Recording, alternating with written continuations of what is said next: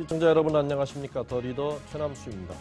1997년에 외환위기 기억하시죠? 당시 많은 금융기관들이 문을 닫으면서 예금자들이 낭패를 봤었습니다. 그런데 금융기관들이 파산을 해도 1인당 5천만 원까지는 돌려받을 수 있습니다. 이 같은 일을 하는 곳이 바로 예금보험공사입니다. 핀테크 활성화와 인터넷 전문은행의 출범 등으로 금융기관 간의 경쟁이 치열해지면서 예금보험공사의 역할이 다시 주목을 받고 있습니다. 더 리더 오늘은 곧 창립 20주년을 맞는 예금보험공사의 곽범국 사장님을 모셨습니다.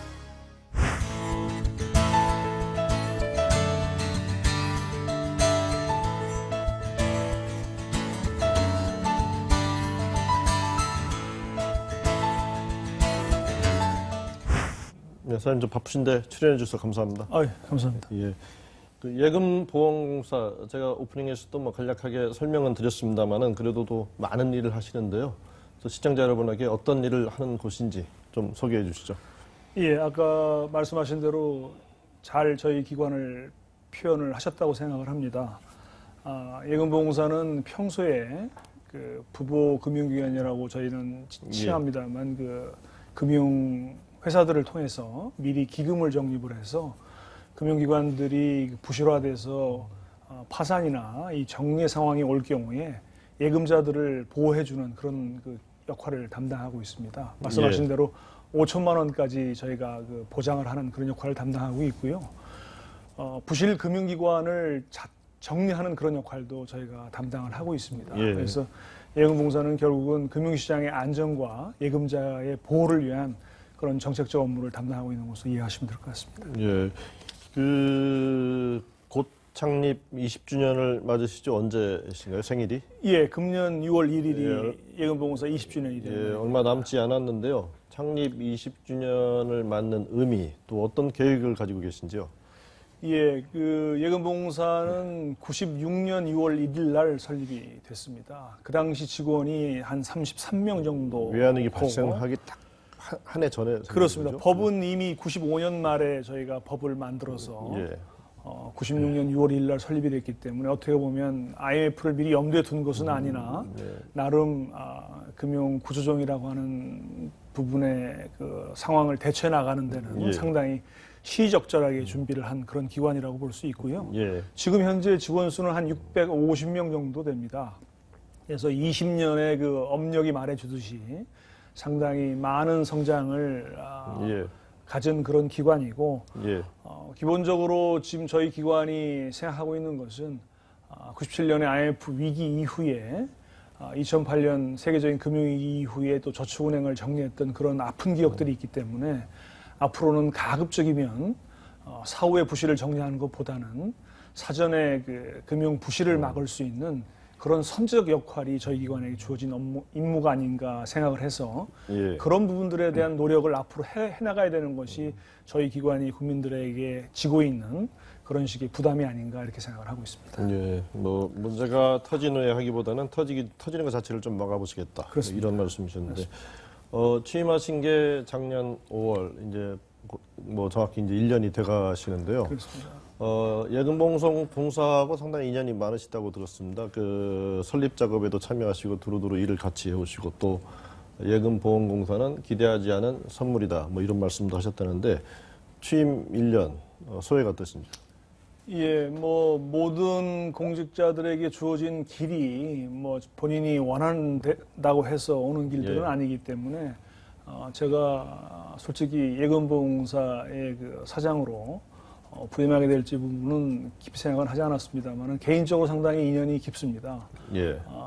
예금보험공사의 설립법인 예금자 보호법을 성안할 당시에 제가 해당 과의 주무서기관이었습니다. 산파 역할을 하셨군요. 그렇습니다. 그리고 또 2004년에 제가 공적자금관리위원회의 그 사무국의 의사총괄과장이라는 주무과장 역할을 하고 있었기 때문에 그 당시에 또 우리은행의 민영화도 잠시 겪어볼 수 있는 좋은 기회가 있었고 그래서 이런 부분들을 감안해 보면 지금 현재 예금보험공사에 와 있다고 하는 부분들이 전혀 낯설지 않고요. 제가 있는 기간 동안 아까 좀 전에 말씀드린 그 사전 부실에 대한 역량을 좀 키워서 금융시장을 안정을 기하는데 예금보험공사가 더 확고한 그런 역할을 할 수 있도록 노력을 하겠습니다. 예, 지금 그 예금보험공사 말 그대로 예금자 보호법에 의해서 이제 설립된 기관인데요. 지금 현행 예금보험제도 뭐 우리가 대괄적으로 1인당 5천만 원까지는 뭐 보호된다. 핵심은 말씀드렸습니다만은 이게 이제 많은 금융기관들로서 재원을 조성해가지고 이제 조성되는 그 자금으로 그런 이제 만약의 사태에 대비를 하는 건데요. 실제 또 금융기관이 문을 닫는 상황이 발생했을 때 또 어떤 일들이 일어나는지 좀 간략하게 소개 부탁드리겠습니다. 예, 아까 서두에 말씀을 드렸습니다만은 기본적으로 예금보험공사의 그 보험이라는 말의 생각을 해보시면 아마 쉽게 이해가 가실 것으로 생각을 합니다. 말 그대로 5천만 원까지 예금자가 금융기관에 어떤 상황이 벌어진다 하더라도 그 지급을 보장받는 이제 그런 그 기능을 하는 곳이 저희 예금보험공사입니다. 그래서 그런 의미에서는 저희 그 안전장치라고 하는 것이 미리 평시에 금융기관을 통해서 적립한 기금을 재원으로 해서 5천만 원 한도까지 예금자들의 피해를 보상해주는 그런 역할을 담당하고 있다고 보시면 되는 거고요. 두 번째는 미리 적립된 재원이 없다 하더라도 예. 저희 예금보험공사는 채권을 발행할 수 있는 권한을 법으로부터 부여받고 있습니다. 예. 그래서 돈을 빌려서 돈을 빌려서 미리 그 시장에 대한 안정을 한 다음에 기존의 그 금융기관들을 통해서 재원을 추후에 그 상환을 받는 그런 식의 역할도 같이 동시에 수행하고 있기 때문에 그 둘의 역할을 동시에 하는 그런 기관으로 이해를 하시면 될 것 같습니다. 예. 그 최근 이슈 하나 여쭤보겠습니다. ISA 정부가 국민재산 분리기 프로젝트의 일환으로 요즘 뭐 상당히 이 인구에 많이 회자가 되고 있죠. 어떤 면에서는 좀 너무 과열이지 않나 하는 걱정도 좀 되긴 합니다만은 특히 은행에서 또 팔기도 하기 때문에 물론 증권사도 팝니다만은 ISA 은행에서 파는 ISA는 다 예금자 보호 대상인 것처럼 오해하기가 쉬운데 그 안에 들어있는 상품에 따라 또 대상이 되기도 하고 안 되기도 하고 이렇게 알고 있습니다만 맞는가요? 그렇습니다. ISA 부분은 말씀하신 것처럼 우리의 소득 수준에 맞게 그 금융자산의 형성을 높인다는 측면에서는 상당히 시적절한 상품으로 생각을 하고 있고요. 다만 그 예금자 보호 관련해서는 여러분들 잘 아시는 대로 아까 제가 5천만 원을 보호해드린다는 말씀을 반복적으로 여러 번 드렸는데 주로 그 대상이 되는 상품들은 원본이 보장되는 상품들이 그 대상이 됩니다. 그래서 ISA에 편입된 상품 중에서 쉽게 국민들이 이해하실 수 있는 예금과 적금 이런 부분들은 다 원본이 보장되는 상품들이기 때문에 그런 상품에 한해서는 편입된 상품을 판 기관이 부실 등의 사유로 정리가 될 때는 저희 예금보험공사가 마찬가지로 기존의 예금과 적금과 마찬가지로 보장을 해드린다고 이해를 하시면 됩니다. 다시 한번 정리를 하면 ISA 자체의 전부를 보호해드리는 것은 아니고요.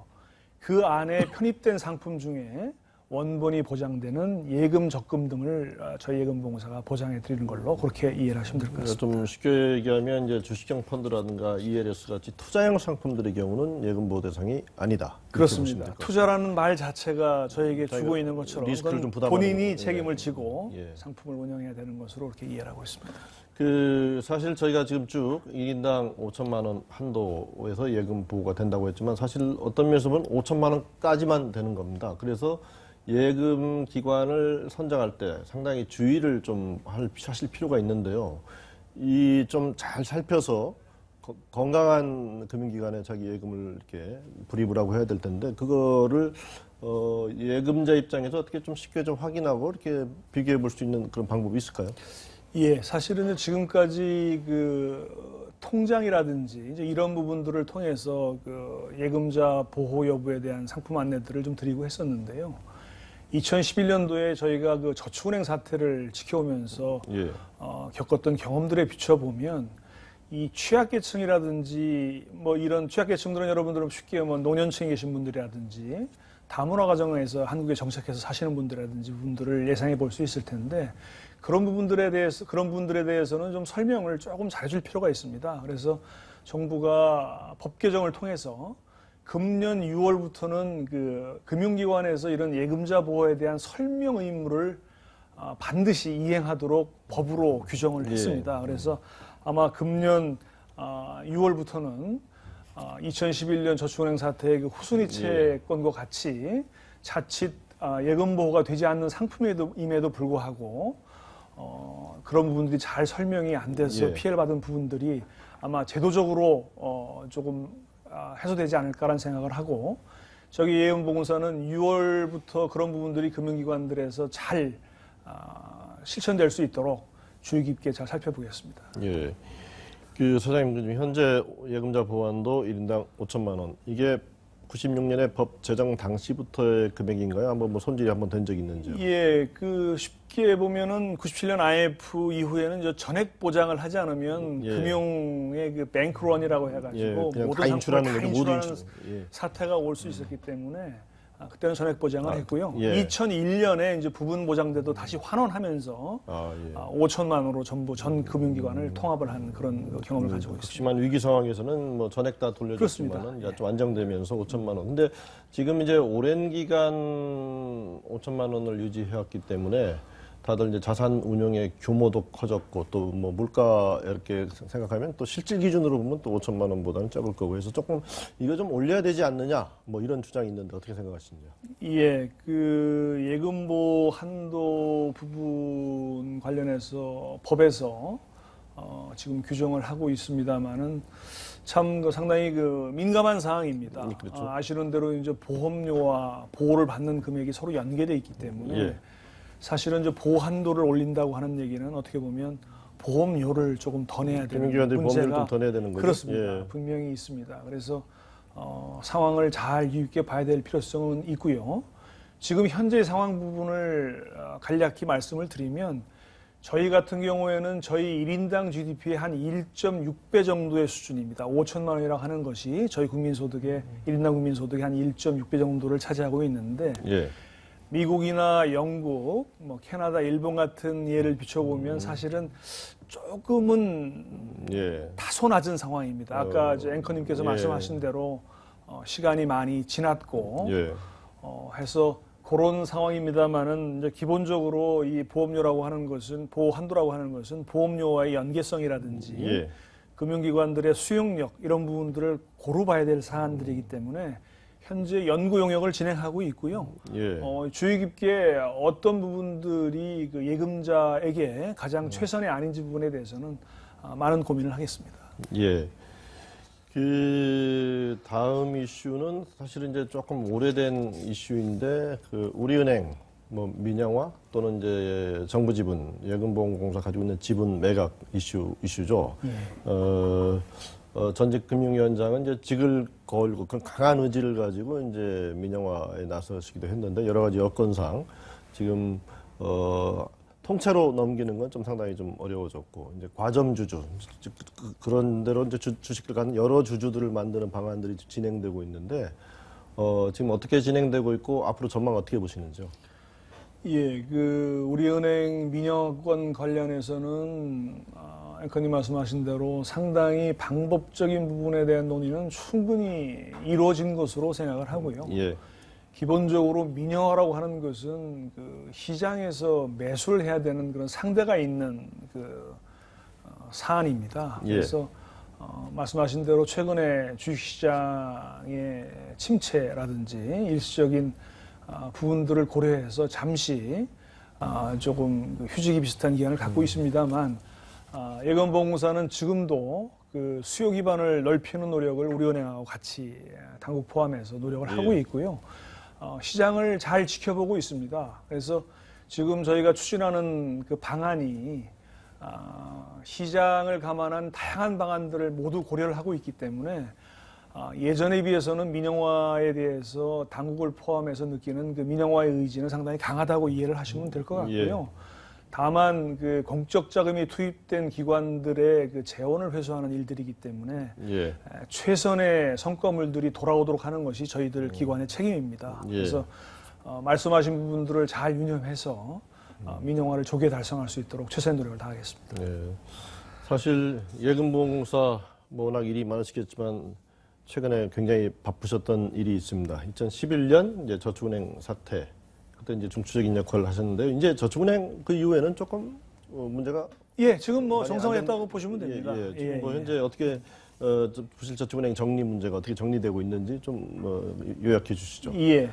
2011년도에 저희가 저축은행 사태를 맞은 이후에 한 30개 정도의 저축은행들을 지금 정리해가는 과정으로 보시면 됩니다. 예. 저축은행은 지금 현재는 2014 회계연도부터 흑자로 전환하고 지금 상당히 성과를 내고 있기 때문에 지금 현재 저축은행은 뭐 상당히 안정돼 있다고 판단을 하고 있고요. 예. 2011년 저축은행 사태 때 들어간 많은 재원들이 있기 때문에 예. 지금 저희 예금보험공사는 그 재원들을 회수하는 데 지금 주력을 하고 있습니다.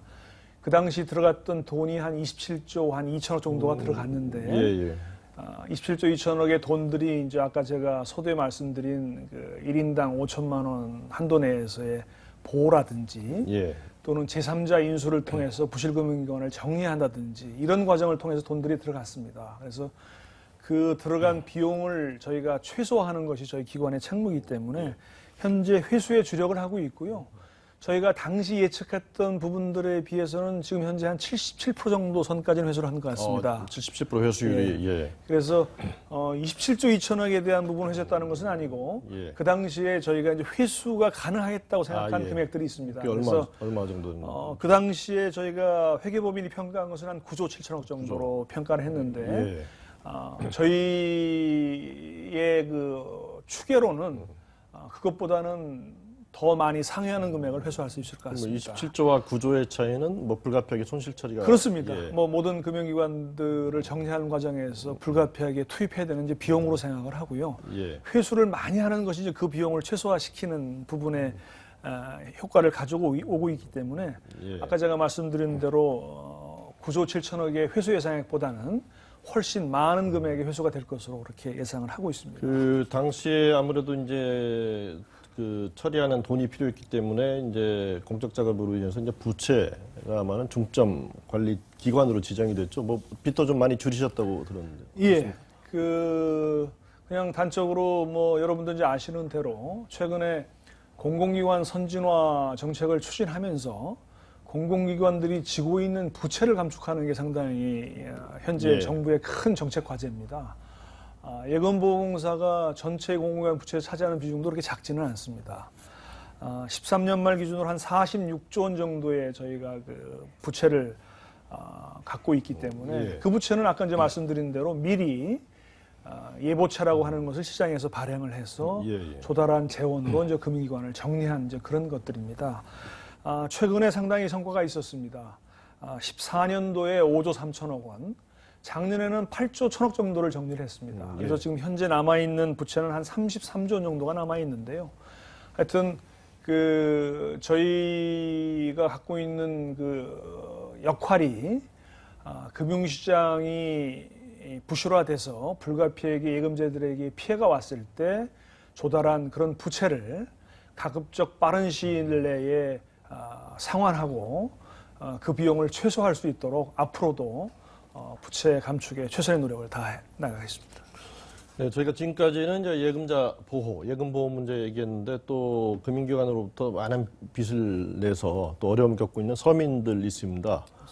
예금보험공사가 그런 일, 또 서민들 지원하는 일도 하신다고 들었는데 어떤 일이신지요? 예, 아까 제가 말씀드린 이제 부실금융기관을 정리하면서 그때 이제 연체를 하신 분들이 상당히 많습니다. 그래서 그 채무자분들이 자이든 타이든 그 연체로 인해서 상당히 뭐 생업에도 고통을 받으시고 상환에 상당히 어려움들을 많이 겪고 계신 것으로 알고 있는데 저희는 나름대로 아까 말씀드린 회수의 선에서 크게 문제가 되지 않는다면 그런 분들이 좀 이 갱생하고 재기를 모색할 수 있도록 노력을 좀 많이 기울이고 있습니다. 최근 3년간 한 15,000명 정도의 그 채무자들이 채무조정을 통해서 정상적인 경영활동이 가능했고요.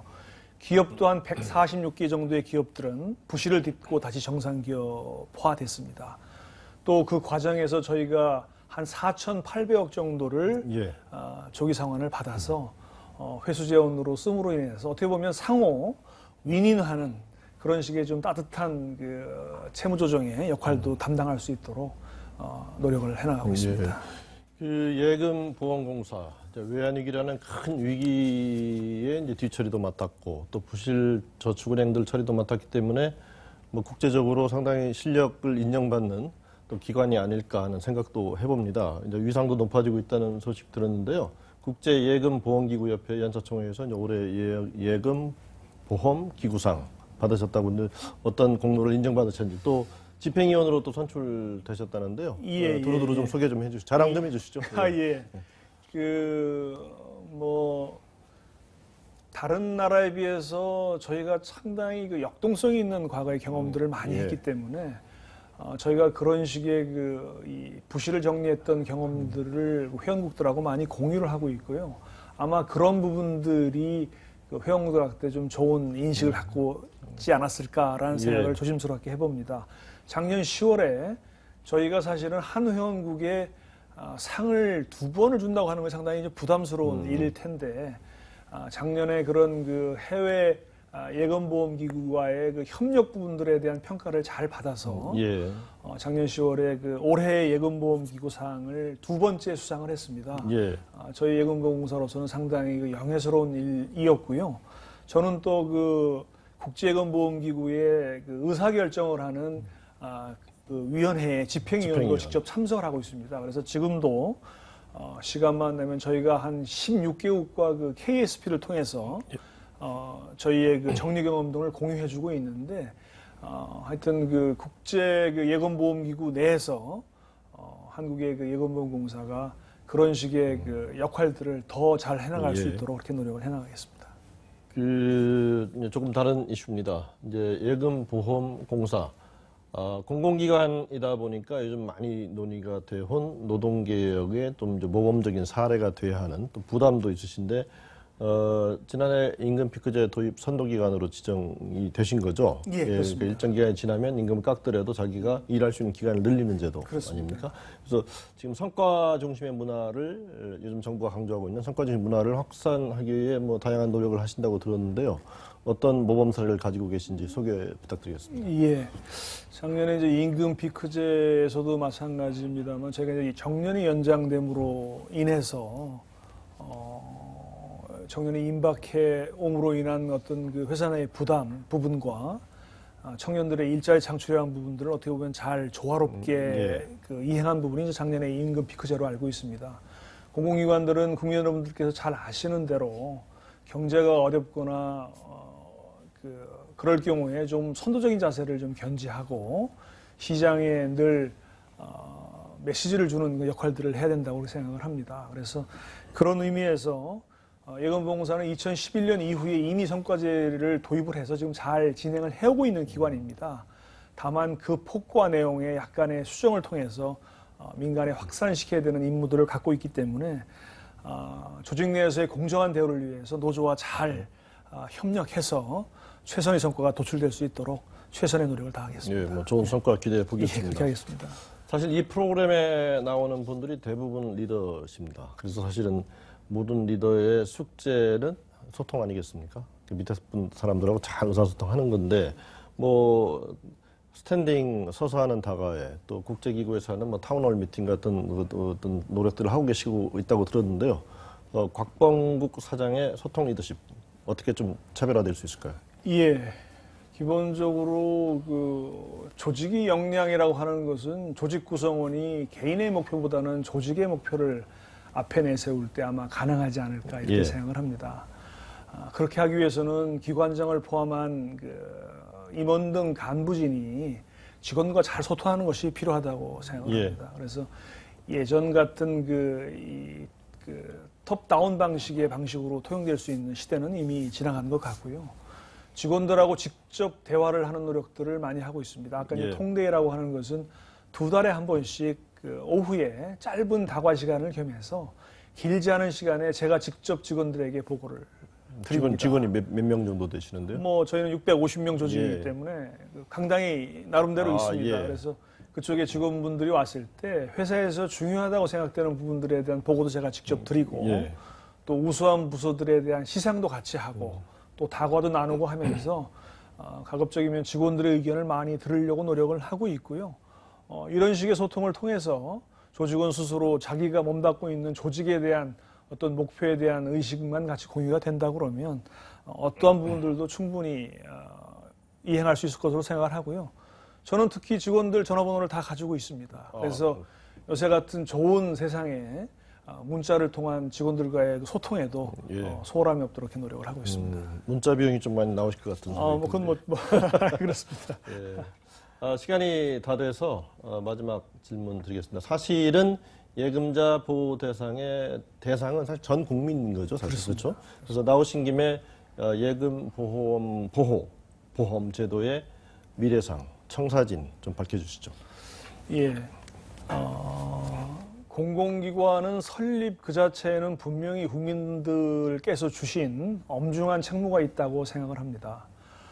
예금보험공사는 20년이라고 하는 그리 길지 않은 업력을 지니고 있습니다만 IMF 이후에 국민들과 아픔을 같이 해온 그런 기관들이기 때문에 앞으로도 국민들이 주신 그런 그 금융시장의 안정이라고 하는 그런 책무에 대해서 한치의 소홀함도 없도록 노력을 하겠고요.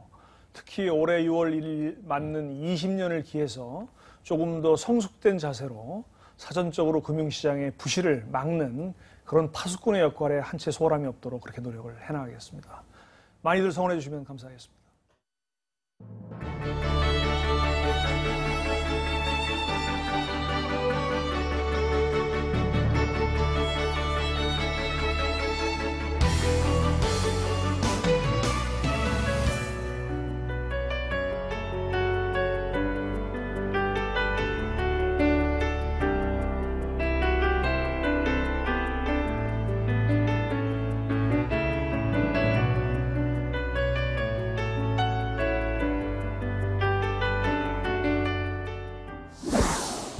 네, 지금까지 들으신 것처럼 예금보험공사는 국민의 예금을 보호하는 예금 파수꾼입니다.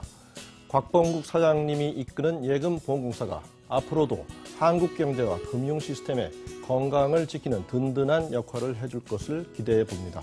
오늘 출연해 주신 곽범국 사장님 감사합니다. 고맙습니다.